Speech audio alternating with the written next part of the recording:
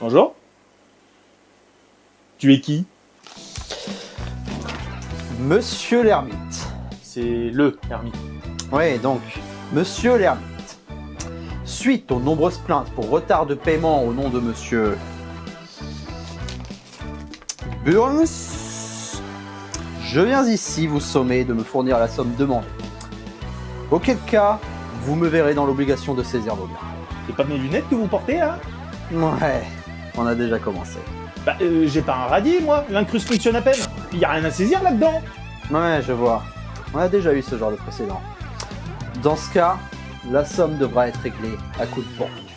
C'est comme ça. Par le pouvoir du manque de budget!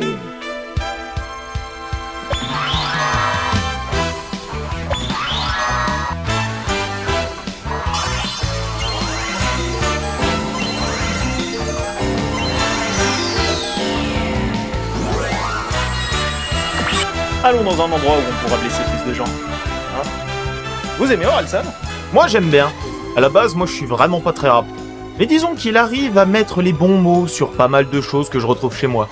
C'est avec la série Bloqué que j'ai commencé à m'intéresser un peu plus sur le bonhomme. Avec son humour blasé et son style sobre, je me suis vite attaché à son genre de personnage. Oh, et puis c'est la VF de One Punch Man aussi. Et on sait depuis le début de sa carrière que Aurel est un fan de la culture nippone. Et là, on a l'ultime lettre d'amour à cette culture, avec un film d'action fantastique qui se déroule au Japon. Vous voulez bien me rendre mes lunettes maintenant? Non, c'est pas prévu.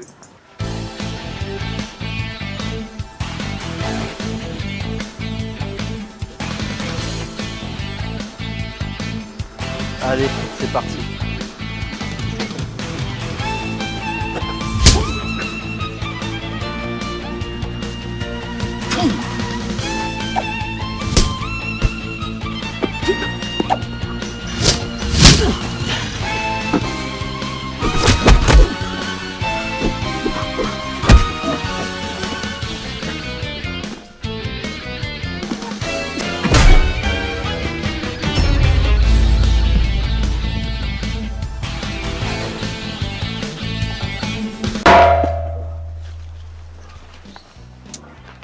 Bonjour messieurs, maître Véreux, avocate de monsieur Hermite Le. Veuillez me suivre s'il vous plaît, nous parlerons au calme.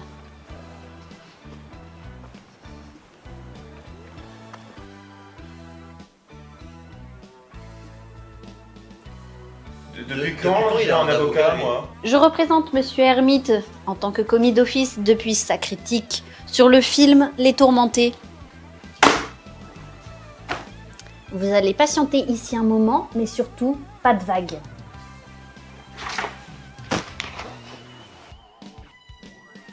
Vous avez pas menti, y a rien à saisir ici. Vous avez quand même de quoi nourrir votre chat. Avec beaucoup d'amour! Et on était vraiment obligé de retirer nos ponts. En plus, ce qui est cool, c'est que toutes les bestioles du film sont inspirées de vraies légendes. Alors en fait, quand t'es lancé, on t'arrête plus. Le film montre Orelsan dans son propre rôle, en ayant un peu marre de sa carrière, et qui se projette dans un possible avenir où il abandonne tout pour vivre une vie tranquille au Japon avec sa femme et son futur enfant. Qui peut lui en vouloir? On n'est pas là pour ça à la base. Et il tombe comme un glandu dans un puits au milieu de son salon. Pourquoi je m'épuise, moi, vraiment. Et il se retrouve avec une armure maudite qui attire les yokai. Et celle-là, c'est moi qui m'y colle. Donc en effet, on peut voir dans le film quelques créatures du folklore japonais appelées yokai. Littéralement, apparitions étranges ou phénomènes surnaturels. Ce sont des esprits, monstres ou forces de la nature incarnant les sentiments des lieux oubliés. Ils peuvent être malicieux, dangereux ou même bienveillants selon les légendes. Bon, pas de chance pour Orelsan, les siens sont plutôt des deux premières catégories. On y voit le Rokurokubi, le Jinmenju, et on entend parler du Kappa. Le Rokurokubi vit parmi les humains, caché sous les traits d'une femme ordinaire, mais quand la nuit tombe, son cou s'allonge à l'infini, serpentant dans l'obscurité à la recherche de victimes pour boire leur sang. Le Jinmenju n'est pas un yokai qu'on pourrait qualifier de classique. C'est un arbre qui pousse dans les forêts reculées, dont les fruits ont des visages humains, riant, chuchotant et se moquant des promeneurs. Ceux qui cueillent les fruits finissent par perdre la tête à force d'entendre les voix. Pour ce qui est du Kappa, une spécialiste dans le film explique directement ce que c'est. Donc je vous laisse aller checker ça par vous-même. Le tout pour métaphoriser les doutes, peurs et responsabilités de notre chanteur préféré. Il devra affronter chaque nuit une forme physique de ses propres démons intérieurs, le tout caché derrière une armure. Qui a pas de pouvoir et qui protège même pas très bien. Outre la référence évidente au Chevalier du Zodiaque, la légende autour de l'armure avec les dieux là vient directement de Naruto. Qu'est-ce que tu racontes comme connerie encore? Bah, ça va, on se raccroche à ce qu'on peut. En fait, t'es juste un gros whip de merde. Non. On voit effectivement dans le film Izanagi et Izanami.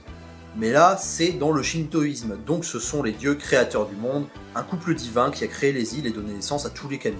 Ils gèrent l'équilibre entre les forces qui régissent le monde. Le film est merveilleux à ce niveau-là. On baigne dans les paysages de la campagne japonaise ou de cette maison traditionnelle magnifique, en passant par les quartiers les plus vivants de la ville, avec un montage clip qui passe super bien. On joue avec certains clichés, comme la vieille sorcière qui connaît tout le script, qui est pas des masses, mais qui laisse notre imagination vivre sa vie pour interpréter le bazar.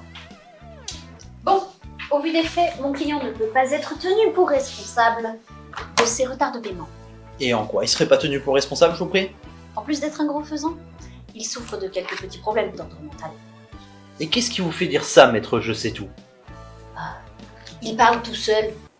Et à ce niveau-là, en plus de ça, À qui il parle, ce con? très chouette film d'action. La porte, apparemment. Machin, tout ça, la bagarre. Dans le film, c'est Nabako, la femme d'Orelsan, qui porte vraiment les scènes d'action. Elle est présentée très tôt comme le sensei d'Orel, et elle ne se gêne pas pour le lui faire savoir. Les chorégraphies sont top, et on se rend compte au fur et à mesure du film à quel point les acteurs se sont entraînés pour. Faut le dire si on vous gêne.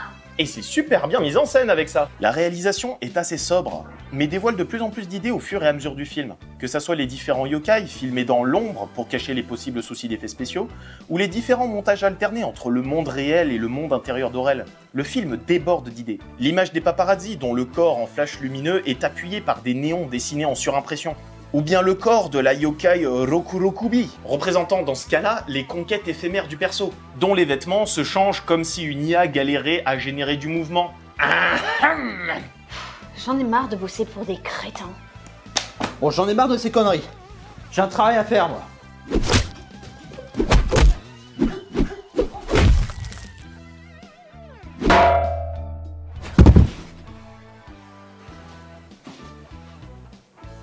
Où t'as trouvé ça, je bois pas d'alcool? T'as une idée d'à quel point ce job est stressant? Ah, j'aurais dû écouter mon père et devenir garagiste. C'est moins compliqué niveau ton dans votre genre.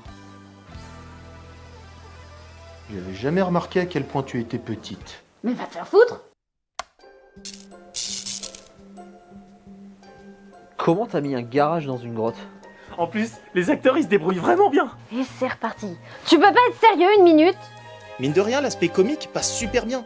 Et c'est surtout grâce au flegme d'Orelsan, qui nous a habitués à ça depuis longtemps. L'humour n'est pas lourd et fait très souvent mouche. Que ça soit dans les situations absurdes, où le danger est devenu commun et fait partie d'une routine quotidienne. Ou les moments plus sérieux où Aurel doit se confronter aux problèmes de couple que cette situation cause, en plus de ses propres tourments. Tout ça pour apprendre à voir ses tourments sous un autre angle, et s'en faire des alliés pour vaincre son seul véritable ennemi, lui-même. Hey! Dégage! Pour au final s'extirper de sa carapace et affronter sa petite voix intérieure sans protection, et apprendre à arrêter de l'écouter et libérer son cœur. En conclusion et pour conclure, c'est un film compétent. Plus profond qu'on pourrait le croire, avec une inventivité folle, surtout pour une production française et qui, avec humilité, se met à nu pour nous partager une culture, des tourments, des rêves, habillés d'une très belle scène d'action. C'est certes naïf, mais c'est sincère. Je recommande ce film. Sur ce, prenez soin de vous, et au cas où on se reverrait pas d'ici là, une bonne soirée et une excellente nuit. Ciao!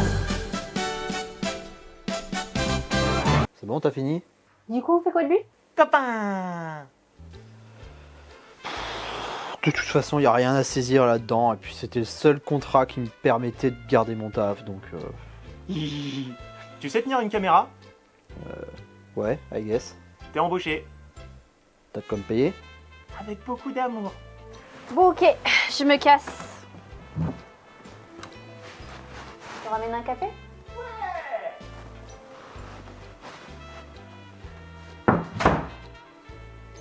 Aïe aïe aïe. Attends, et vous connaissez tous les deux? C'est ma femme. Elle est belle, hein? Bon, moi je me tire, hein? On tourne demain? Ciao! Oh, Bisous! et il s'est barré. Putain, quoi je me suis embarqué encore?